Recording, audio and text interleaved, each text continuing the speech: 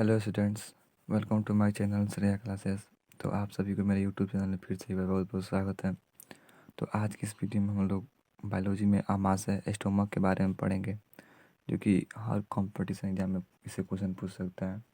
जैसे कि railway NTPC, group D, Bihar police, हर एक एग्जाम में पूछता है। तो चलिए स्टार्ट करते हैं वीडियो को। और वीडियो स्टार्ट करने से पहले आप लोग से यह एक अनुरोध है कि वीडियो अच्छी लगे तो लाइक कीजिएगा और चैनल को सब्सक्राइब करके बेल आइकन को जरूर दबा दीजिएगा, जो भी वीडियो अपलोड होगा उसका नोटिफिकेशन आकर सबसे पहले पहुंच जाए। तो जो स्टूडेंट्स इसके पहले वाले वीडियो जैसे ह्यूमन आई, ह्यूमन टीथ, ह्यूमन ब्रेन और डाइजेस्टिव सिस्टम को सबको नहीं पढ़े देखे हैं तो वीडियो प्लेलिस्ट में अपलोड है, तो आप लोग जाकर देख सकते हैं। चलिए आज हम देखेंगे आमाशय, जिसको इंग्लिश में कहते हैं स्टोमक।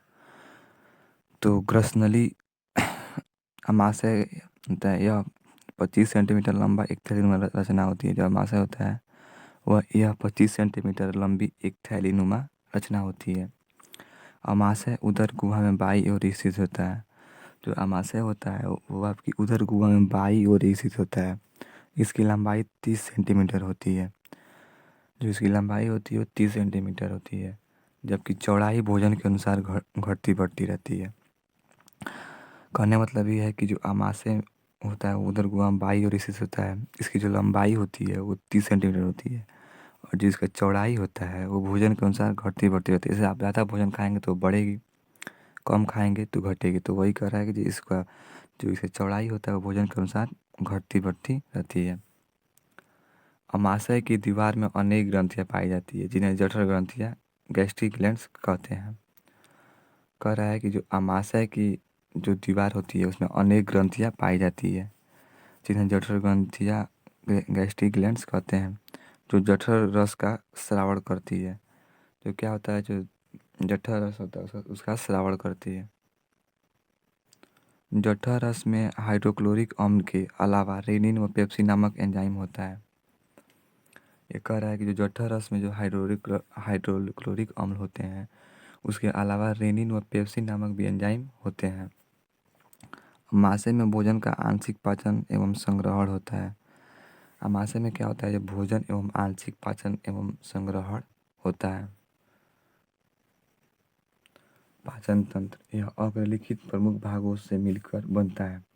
पहला मुख गुहिका, बकल कैविटी, ग्रासनली, ओसोफिगस, अमाशय, स्टोमक, आंत, इंस्टेंटाइन, छोटी आंत, स्मॉल इंस्टेंटाइन, बड़ी आंत, लार्ज इंस्टेंटाइन।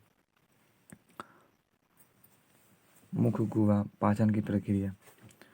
अब है मुख गुहा, इसमें पाचन की प्रक्रिया देखते हैं। मुख में भोजन को चबाने के साथ ही प्रारंभ होती है। जो मुख गुहा होती है, जो पाचन की प्रक्रिया होती है, मुख में भोजन को चबाने के साथ ही प्रारंभ होती है। मुख गुहा में ऊपरी भाग, तालू, नीचे जीभ। स्तनियों में जीभ सबसे विकसित होती है। जो स्तनियों होती है उसमें जीभ सबसे विकसित होती है। यह भोजन को लार में मिलाने तथा दांतों के बीच लाने में मदद करती है। क्या करता है कि यह भोजन को लार में मिलाने तथा जो दांतों के बीच भोजन को लाने में मदद करती है। जीभ की ऊपरी सतह खुरदरी होती है। आप देखेंगे जो जीभ की जो ऊपर वाली सतह होती है, जैसे कि नीचे दांत फिर जीभ, तो ऊपर जो आप कभी जीभ से ऊपर टच करते हैं तो जो जीभ की ऊपरी सतह होती है वो खुरदरी होती है। मुख गुहा, जीभ में दो प्रकार की ग्रंथियाँ होती है। कह रहा है कि जो जीभ होती है उसमें दो प्रकार की ग्रंथि होती है। पहला सीरमी ग्रंथि, सीरियस ग्लैंड। दूसरा श्लेष्मिक ग्रंथि, म्यूकस ग्लैंड। फॉर एग्जाम्पल कुत्तों की जीभ, जैसे कि कुत्तों में जीभ मुख में ही लगभग 600 लार ग्रंथियाँ होती है। कह रहा है कि जो मुख में ही क्या होता है कि 600 लार ग्रंथियाँ होती है, जिसमें 3 जोड़ी प्रमुख लार ग्रंथि होती है। और उसमें 3 जोड़ी प्रमुख लार ग्रंथि होती है। पहला पैरोटिड, दूसरा सबलिंगुअल और तीसरा सब मैंडिबुलर। तीसरा है सब मैंडिबुलर। मुख गुहा, पैरोटिड। मनुष्य में लगभग गलसूगा, मम्प्स नामक रोग होता है। मनुष्य में आप देखेंगे गलसूगा होता है, जैसे गाल लिए हुए फूल जाता है तो उसको इंग्लिश में मम्प्स कहा जाता है। तो मनुष्य में गलसूगा, मम्प्स नामक रोग होता है। मनुष्य के मुंह में सामान्यतः दिन भर में 1 से डिजिटल लार भी बनता है। तो मनुष्य के मुख में सामान्यतः क्या होता है, दिन भर में 1 से 1.5 लीटर लार भी बनता है। अब कुत्तों में 7 से 4.4 मांसाहारी जानवर। पीएच मान होता है 6.5 से 6.8। 90% होता है इसमें, और 1% तो कह रहा है एंजाइम, यूरिया तथा म्यूसिन होते हैं लार की चिपचापन। नेक्स्ट टॉपिक है लार सलाइवा। लार को इंग्लिश में सलाइवा कहा जाता है। Ptyalin, maltase, lysozyme. Starch, maltose, glucose, antibacterial. तो जो स्टार्च होता है वो माल्टोज में तोड़ता है और उसमें मीठा चबाने में होता है, और माल्टोज ग्लूकोज ये जीवाणुओं को नष्ट करने में होता है। आंसू, लार, पसीने। लार सलाइवा। तो माल्टोज होता है वो होता है ग्लूकोज में होता है। भोजन में उपस्थित वसा को वसीय अम्लों में परिवर्तित कर देता है। ये भोजन में उपस्थित जो वसा होते हैं उसको वसीय अम्लों में परिवर्तित कर देता है। इसके अतिरिक्त जीभ की सिरमी ग्रंथियों से कुछ मात्रा में लाइपेज नामक एंजाइम स्रावित होता है। इसके अतिरिक्त क्या होता है कि जीभ की सिरमी ग्रंथियों से कुछ मात्रा में लाइपेज नामक एंजाइम स्रावित होता है। लार सलाइवा। लार 6 मात्रा में बाइकार्बोनेट प्लस फास्फोट आयन होते हैं। अम्लीयता प्लस क्षारीयता, जिसमें अम्ल क्षार का संतुलन बना रहता है। इसमें क्या होता है कि अम्ल क्षार का संतुलन बना रहता है। को नुकसान से बचाए वरना बाद में पछताएं। उसके बाद ग्रास नली, ओसोफिगस, भोजन मुख ग्रास नली। इसकी दीवार पर कोई पाचन ग्रंथि नहीं होती है, इसी कारण यहाँ भोजन का पाचन नहीं होता है। किंतु यहाँ छोटी छोटी स्लेम्स ग्रंथियाँ होती है। इस जो स्लेम्स ग्रंथियाँ होती है वो चिपचिपा पदार्थ होती है। लंबी होती है 22 से 25 सेंटीमीटर और 28 से 30 मोटी। इसी कारण भोजन गले में नहीं चिपकता है। उसके बाद फिर से अमाशय स्टोमक ग्रास नली अमाशय। यह 25 सेंटीमीटर लंबी एक थैलीनुमा रचना होती है। अमाशय कार्डिया को तोड़ता है, भोजन को अमाशय में, फिर ग्रासिका पाइलोरिक भोजन को आंत में प्रवेश करता है। फिर अमाशय की दीवार पर होते हैं जो 4 करोड़ जठर ग्रंथियाँ, गैस्ट्रिक जूस, गैस्ट्रिक ग्लैंड। अब है अमाशय में पाचन। यहाँ पाचन अम्लीय माध्यम में होता है। भोजन के उपरांत लगभग 4 घंटे तक भोजन अमाशय में रहता है। इन 4 घंटों के दौरान प्रोटीन के एंजाइम मुख्यतः भोजन में उपस्थित प्रोटीन पर कार्य करते रहते हैं। अमाशय की आंतरिक भित्तियों में उपस्थित जठर ग्रंथियाँ गैस्ट्रिक ग्लैंड जठर रस एवं HCl का स्राव करती है।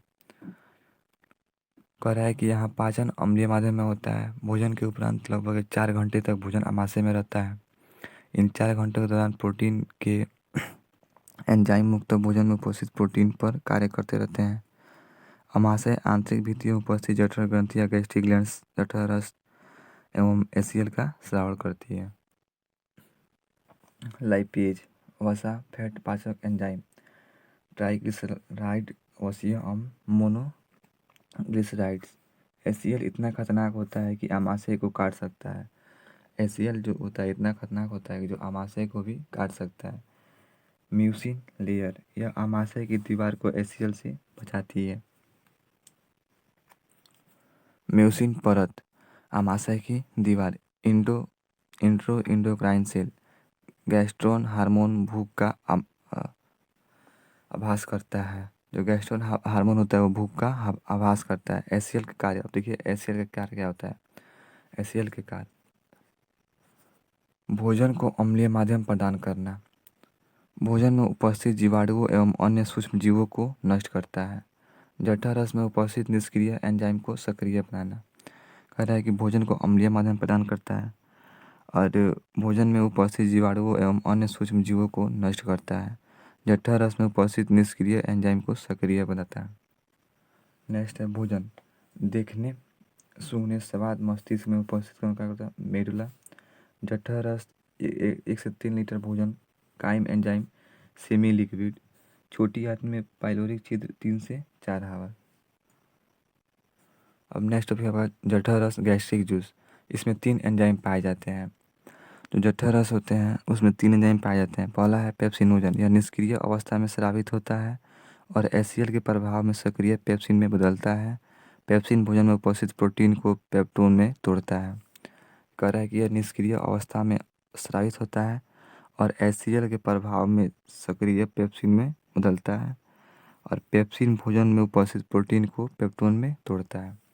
नेक्स्ट है प्रोरेनिन। निष्क्रिय प्रोरेनिन एसीएल के प्रभाव में सक्रिय रेनिन में बदलता है और दूध को प्रोटीन कैसिन को पैराक्सिनेट में तोड़ता है। थर्ड है लाइपेज। यह एसीएल के प्रभाव में दूध में उपस्थित हल्की वसा क्रीम को वसीय अम्ल एवं ग्लिसरॉल में तोड़ता है। ये जो होता है एसीएल के प्रभाव में दूध में उपस्थित हल्की वसा क्रीम को वसीय अम्ल एवं ग्लिसरॉल में तोड़ता है। अमाशय होता है वो दो भागों में होता है। पेप्टिक सेल, इसमें चीफ सेल का होता है। Gastric zymogenic cell, enzyme pepsinogen, all protein दाल फल अंडा मांस मछली etc। Parietal oxyntic cell HCl हानिकारक जीवाणुओं को नष्ट करता है। अब है नेक्स्ट टॉपिक जठर रस गैस्ट्रिक जूस। अमाशय में पाचन के बाद भोजन लुगदी पेस्ट के समान हो जाता है। अमाशय में पाचन के बाद क्या होता है, जो भोजन होता है वो लुगदी पेस्ट के समान हो जाता है। इसलिए अमाशय से बाहर निकलने हुए भोजन को काइम कहते हैं। काइम का पाचन ग्रहणीय एवं छोटी आंत में होता है। कह रहा है कि अमाशय में पाचन के बाद भोजन लुगदी पेस्ट के समान हो जाता है, इसलिए अमाशय से बाहर निकले हुए भोजन को काइम कहते हैं। काइम का पाचन ग्रहणीय एवं छोटी आंत में होता है। अब है ग्रहणी में पाचन डाइजेशन इन ड्यूडेनम। यहाँ पाचन क्षारीय माध्यम में होता है। यहाँ क्या होता है, जो पाचन होता है वो क्षारीय माध्यम में होता है। ग्रहणी में पित्त वाहिनी द्वारा पित्त एवं अग्नाशयी वाहिनी द्वारा अग्नाशयी रस का स्राव होता है। ये कह रहा है कि ग्रहणी में पित्त वाहिनी द्वारा पित्त एवं अग्नाशयी वाहिनी द्वारा अग्नाशयी रस का स्राव होता है। उसके बाद पित्त बाइल, भोजन को क्षारीय माध्यम प्रदान करना। जो पित्त बाइल होता है वो भोजन को क्षारीय माध्यम प्रदान करता है। भोजन में उपस्थित जीवाणुओं एवं अन्य सूक्ष्म जीवों को नष्ट करना। भोजन में जो उपस्थित जीवाणु होते हैं एवं अन्य सूक्ष्म जीवों को नष्ट करता है। उसके बाद वसा का इम्लसीकरण करना। जो वसा होता है उसका इम्लसीकरण करना होता है। वसा में घुलनशील पदार्थों को जल में घुलनशील पदार्थों के रूप में बदलना। वसा में जो घुलनशील पदार्थ होते हैं पदार्थों को जल में घुलनशील पदार्थों के रूप में बदलना। यह यकृत में बनता है। पित्ताशय गैल ब्लैडर में एकत्रित रहता है। पित्ताशय को इंग्लिश में गैल ब्लैडर कहा जाता है। यह हल्का पीले रंग का क्षारीय तरल पदार्थ है जिसका पीएच मान 7.1 से 7.6 तक रहता है। इसका पीला रंग उपस्थित बिलिरुबिन के कारण होता है। यह कह रहा है कि यकृत में बनता है। पित्ताशय गैल ब्लैडर में एकत्रित रहता है। यह हल्का पीले रंग का क्षारीय तरल पदार्थ होता है जिसका पीएच मान जो होता है वो 7.1 से 7.6 तक होता है। इसका पीला रंग उपस्थित बिलिरुबिन के कारण होता है। पित्त निम्न कार्य करता है। जो पित्त होता है वो निम्न कार्य करता है। भोजन को क्षारीय माध्यम प्रदान करना होता है। भोजन में उपस्थित जीवाणुओं एवं अन्य सूक्ष्म जीवों को नष्ट करना। वसा का इम्लसीकरण करना। उसके बाद नेक्स्ट है वसा को घुलनशील पदार्थों को जल में घुलनशील पदार्थों के रूप में बदलना। वसा को जो क्या होता है घुलनशील पदार्थों को जल में घुलनशील पदार्थों के रूप में बदलना। उसको नेक्स्ट है अग्नाशयी रस पेंट्रेक्टिक जूस। यह क्षारीय द्रव होता है। ये क्या होता है, ये क्षारीय द्रव होता है जिसका पीएच मान होता है 7.5 से 8 तक होता है। वास्तव में यह अनेक एंजाइम का संग्रह होता है। इसमें निम्न एंजाइम पाए जाते हैं। कह रहा है कि ये क्षारीय द्रव होता है जिसका पीएच मान 7.5 से 8 तक होता है। वास्तव में यह अनेक एंजाइम का संग्रह होता है। इसमें निम्न एंजाइम पाए जाते हैं। पहला है एमाइलेज। यह स्टार्च एवं डेक्स्ट्रिन को माल्टोज एवं आइसोमाल्टोज में बदलता है। यह स्टार्च को क्या करता है, यह स्टार्च एवं डेक्स्ट्रिन को माल्टोज एवं आइसोमाल्टोज में बदलता है। नेक्स्ट है ट्रिप्सिनोजेन। यह निष्क्रिय अवस्था में स्रावित होता है और ड्यूडेनल म्यूकोसा से निकलने वाले इंट्रोकाइनेजर के प्रभाव से सक्रिय होकर प्रोटीन एवं पेप्टिन को पेप्टाइड में बदलता है। कह रहा है कि यह निष्क्रिय अवस्था में स्रावित होता है और ड्यूडेनल म्यूकोसा से निकलने वाले इंट्रोकाइनेजर के प्रभाव से सक्रिय होकर प्रोटीन एवं पेप्टिन को पेप्टाइड में बदल देता है। नेक्स्ट है लाइपेज। पित्त के प्रभाव से निष्क्रिय लाइपेज सक्रिय होकर वसा को वसीय अम्ल एवं ग्लिसरॉल में बदलता है। ये कह रहा है कि पित्त के प्रभाव से निष्क्रिय लाइपेज व सक्रिय होकर वसा को वसीय अम्ल एवं ग्लिसरॉल में बदलता है। नेक्स्ट है कीमोट्रिप्सिन। दूध की प्रोटीन कैसीन को पैराक्सीनेट में बदलता है। जो दूध की प्रोटीन होती है, प्रोटीन को कैसीन को पैराक्सीटेन में बदलता है। नेक्स्ट है कार्बोक्सीपेप्टाइडेज। पेप्टाइड को छोटे पेप्टाइड और अमीनो अम्ल में बदलता है। एक इसका कार्य होता है पेप्टाइड को छोटे पेप्टाइड और अमीनो अम्ल में बदलता है। तो उम्मीद करता हूँ कि आप लोगों को वीडियो अच्छी लगी हो। तो वीडियो कैसी लगी ज़रूर बताइएगा, कमेंट में ज़रूर बताइएगा। तो मिलते हैं नेक्स्ट वीडियो में, तब तक के लिए धन्यवाद। जय हिंद, जय भारत।